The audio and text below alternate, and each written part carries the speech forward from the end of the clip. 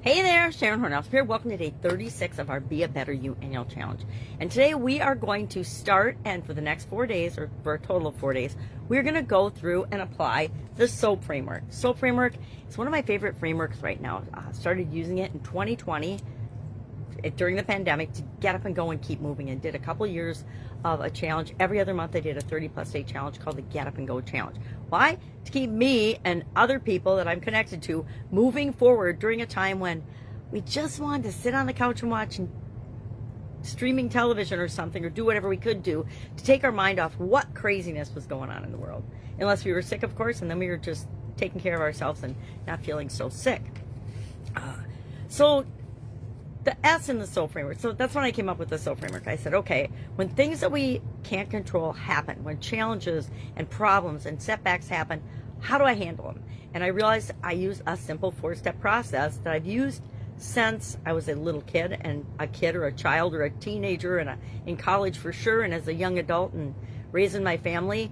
I have a process that I use. Well, I took that process and I looked at the different parts of it, and I said, okay, well, we can form the word SOAP, which is an acronym for Story, Options, Action, and Progress. Why? Because it helps us remember the steps of the process that we're going to go through as we learn it and apply it and practice it in our life. Because the more we use something, the more it becomes an automatic tool in our toolbox that we can use whenever we need it.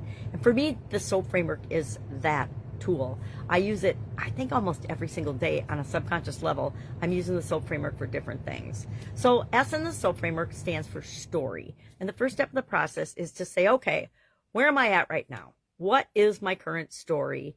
What is my level of confidence with respect to this area that I want to improve? And I'll share Kelly's story with you in a minute, and I'll talk about what I'm going to do as part of this and going through the SOAP framework. And our action item today is going to be, hey, write down a couple of keywords or phrases or sentences or paragraphs, or write a book if you want. What's your current story? And then the second part of it is, what's your desired story? Why?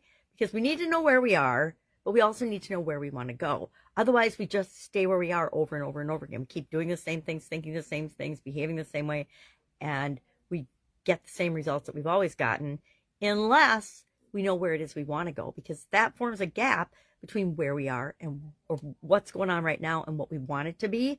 And that tension, it's positive tension. I call it eustress, because it's the opposite of de-stress. De-stress is bad and negative and hurts us. Eustress motivates us to take action and move and change and grow and stretch our comfort zone, and all those good things that give us positive results in our life. So I'm actually going to track Kelly's story. Since we started with Kelly in the 7Y exercise, I thought, okay, well, that's a good person. She's got a good background to share her story through the SOAP framework this time. And I will tell you what her current story is. I'll just give you some bullet points, and I will tell you what her desired story is.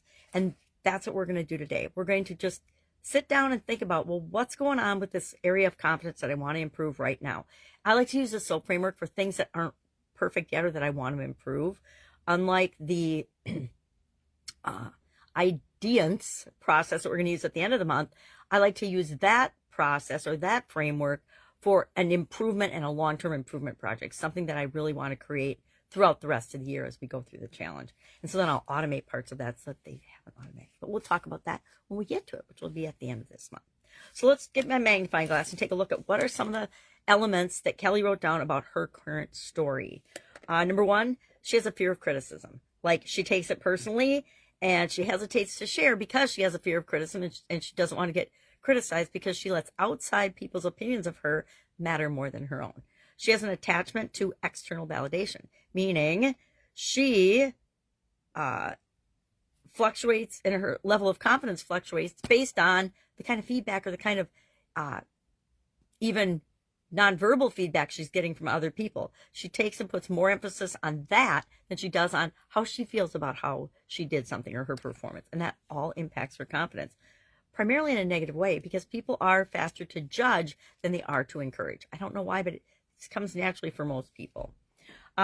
She avoids growth opportunities and stays away from them because she doesn't want to get feedback. She figures it's better to not get any feedback, so don't ruffle any feathers or do anything outside the norm that will get attention, because And growth opportunities will do that, because when you grow, you get feedback and people say, oh, that's awesome. How are you doing? Whatever. And she doesn't want any of that. She just wants, I guess she just pretty much wants praise and accolades. She doesn't want to do anything that actually makes a positive impact or difference, because she's afraid to.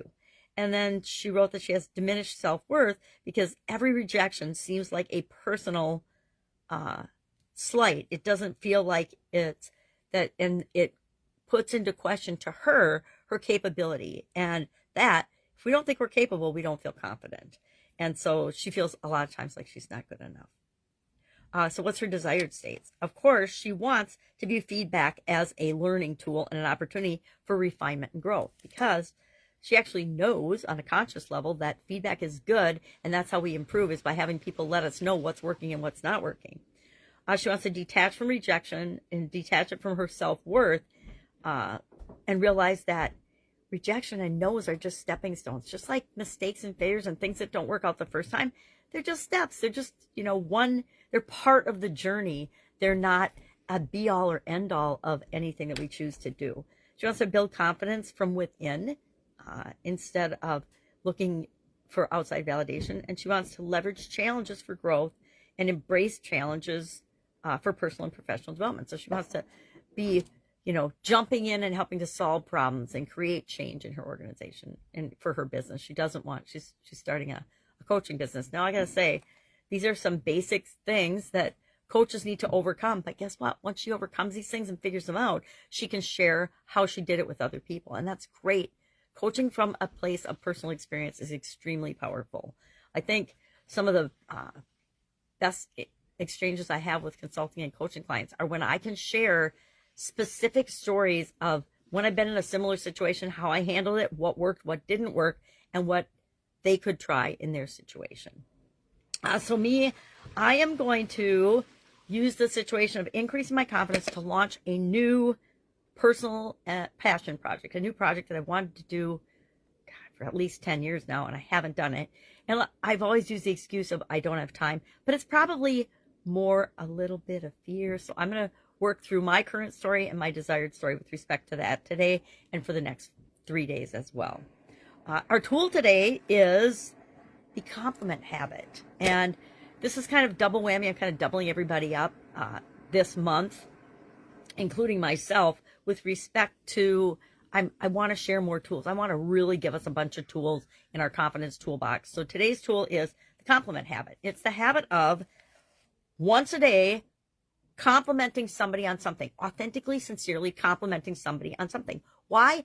Because we get out of life what we put into it. If we're putting out good things and positivity, love and compliments, and sincerely noticing things that are awesome, we will get more of those coming into our life. So, story, current, desired, just like Kelly and I will do a couple of sentences about what's going on, a couple of sentences about what you want. And a secret here is usually you can start from either what you want and get backwards to know what is that isn't working, or you can list out what is, and usually massive improvement or the opposite of that is actually what we desire. Funny how that works, but that seems to be the way it works most of the time. All right, any questions, thoughts, concerns, hit me up and ask. Otherwise, have fun with this. Go compliment somebody today, because it makes you feel good, it makes them feel good, and it might just be the highlight of their day. Have an awesome day, and I'll, of course, be with you tomorrow.